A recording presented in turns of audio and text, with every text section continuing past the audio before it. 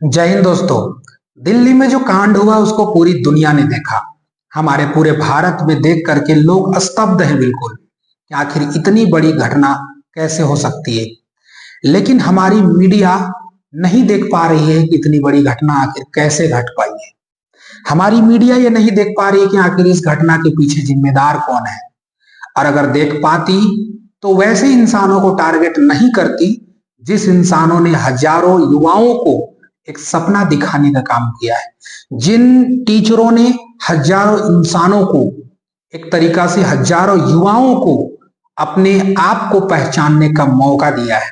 जिन शिक्षकों ने हजारों नहीं लाखों युवाओं को अपने जगह पर मार्गदर्शन कर करके और उनको अपने जीवन में किसी लायक बनाया है। वो शिक्षक, वो टीचर जो आज भी लाखों करोड़ों युवाओं के दिलों में राज करता है। लोग पढ़ने के लिए, लोग एजुकेशन लेने के लिए, युवा एजुकेशन लेने के लिए किसी के हालत में नहीं था, लेकिन ऐसे शिक्षक हमारे समाज में आकर के और इतनी सस्ती फी करके और हमारे शिक्षकों ने बिल्कुल हम लोगों को या हमारे जैसे जो एस्पायरेंट्स थे उन लोगों को एक बेहतरीन शिक्षा देने का काम किया है। हमारी मीडिया मेन मुद्दा पर नहीं पढ़ करके पड़ गई है अब इन्हीं शिक्षकों पर, और इन्हीं शिक्षकों को कोचिंग माफिया के नजर से देख रही है।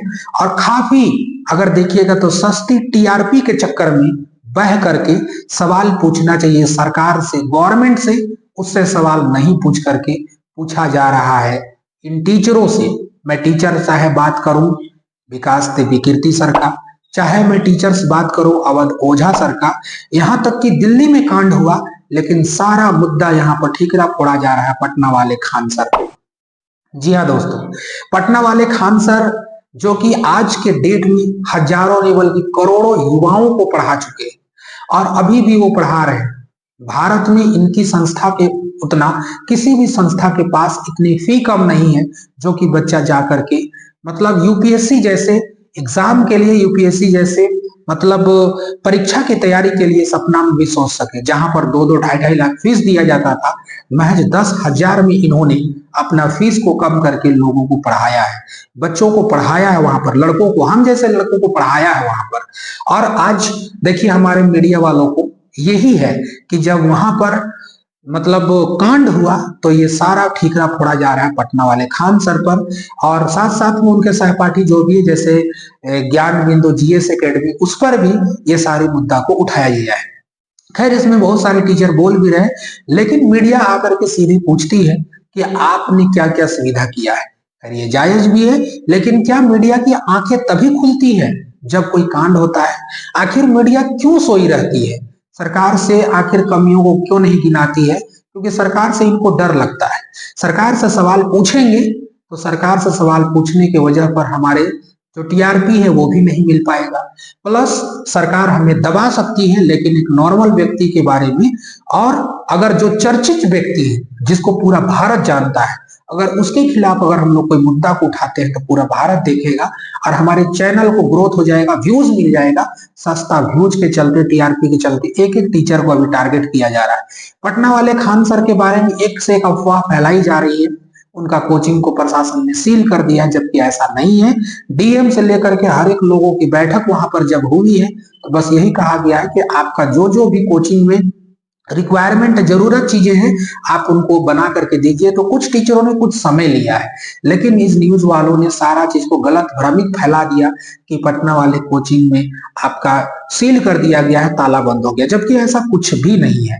आप देख सकते हैं, आप समझ सकते हैं कि आखिर इन लोग की मानसिकता कहां तक गिर गई है, कहां तक। क्योंकि फोटो जब लगाते हैं, इमेज में जब लगाते हैं तो पता चलता है कि भाई हमारे चैनल में लोग आएंगे, देखेंगे और हमारे चैनल का व्यूज बढ़ेगा। खैर इन सब मुद्दा पे मैं बोलता भी नहीं कभी, लेकिन मैं थोड़ा सा सोचने लगा कि मैं अगर नहीं बोलता हूं, हम लोग जैसे अगर इंसान नहीं बोलेंगे तो फिर कौन बोलेगा?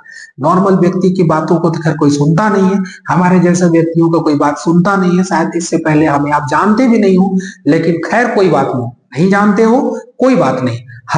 मतलब आप आए मेरे प्लेटफॉर्म पे, आपने देखा मुझे, बस मेरे लिए इतना ही आप लोगों से शुक्रिया है कि हमारे समाज में जो आज रोशनी फैलाने का जो काम कर रहे हैं, जो अंधेरों को मिटाना चाह रहे हैं, बताइए उन्हीं लोगों को आज टारगेट किया जा रहा है हमारे मीडिया चैनल्स के माध्यम से। क्योंकि खान सर एक ऐसे शख्सियत हैं कि उनकी बातें कड़वी तो होती है लेकिन कहीं ना कहीं सच्चाई छिपी होती है। और खास करके मीडिया चैनल वालों के खिलाफ में भी बहुत सारे बात वो कह देते हैं, जिसके कारण इन लोग की थोड़ी सी क्या होती है ना, मतलब फटी फटी सी रहती है। इसीलिए ये लोग थोड़ा सा क्या करते हैं कि टारगेट में टारगेट लेने लगते हैं कि भाई इन इंसान को कैसे भी करके मतलब एक पल से हीरो से जीरो में लाया जाए। लेकिन खैर, चाहने वालों की कमी नहीं है, लोग चाहने वाले एक से एक है, कहना नहीं है। लेकिन फिर भी अब वहां पर कितने एग्जिट्स हैं, कितने पर वहां पर फायर का मतलब जितना भी आग वाग अगर लग जाएगा तो कितने भी अग्निशामक का इस्तेमाल वहां पर है, यूज कितना हो सकता है, क्या क्या वहां सुविधाएं हैं, सारे ये डीएम का काम है या सारे अधिकारियों का काम है। सारे आकर के निरीक्षण कर सकते हैं। ये लोग चले जाते हैं, मतलब इंट्रोगेशन नहीं, इन्वेस्टिगेशन नहीं, मतलब पूछताछ करने के लिए ये लोग चले जाते हैं सीधे कि बताइए आप क्या है। कोई भी इंसान किसी भी व्यक्ति को, अधिकारी को, ऑथराइज पर्सन की सारा बात बताएगा, मीडिया को सारा बात नहीं बताया जा सकता। अन्यथा ही मीडिया अंड से संड कुछ ना कुछ करके, फोटो चिपका करके, ये वो करके सस्ती टीआरपी के लिए बहुत कुछ कर देती है। तो खैर, अभी ये अफवाह उड़ाया जा रहा है कि पटना वाले खान सर का कोचिंग को सील कर दिया, जबकि ऐसा कुछ भी नहीं है। उनसे जब बहुत सारे मीडिया वालों की बात हुई थी तो ये भी बताया गया था कि कंस्ट्रक्शन का बहुत सारा काम ऊपर चल रहा है, जिसके कारण सभी क्लासेस बंद है। और अभी मतलब जो अधिकारी है उनके भी द्वारा कहा गया है कि आप पहले इन सारी चीजों को आप सही कर लीजिएगा, उसके बाद अपना क्लास आप चालू करिएगा। तो ये सारी मुद्दा वहां पर है। लेकिन अभी मीडिया चाह रही क्या कि किसी तरीका से एक व्यक्ति को पकड़ा जाए और उस व्यक्ति के बारे में पकड़ करके ये सारे मुद्दा को लपेट लिया जाए और उसके बाद इस मुद्दा को इतना हाई फाई किया जाए और हम लोगों को भी थोड़ा सा व्यूज मिल जाए। तो व्यूज के चक्कर में कुछ भी हो सकता है। खैर, ऐसी कोई बात नहीं है, लेकिन जिससे सवाल पूछा जाना चाहिए। हम स्तब्ध हैं। हमें इस बात को सोच करके दया आती है कि आखिर क्या है, लोकतंत्र में हम जी रहे हैं। आज नहीं सवाल पूछोगे तो कब पूछोगे? कब पूछोगे आप? क्यों नहीं पूछते हो सवाल? बताओ। आप जो चाहो कर सकते हो, देश का चौथा स्तंभ माना जाता है आप लोगों को। जो चाहे आप छाप सकते हो। इसलिए किसी शायर ने क्या कहा था कि आज अखबार पढ़ने को भी जी नहीं करता है।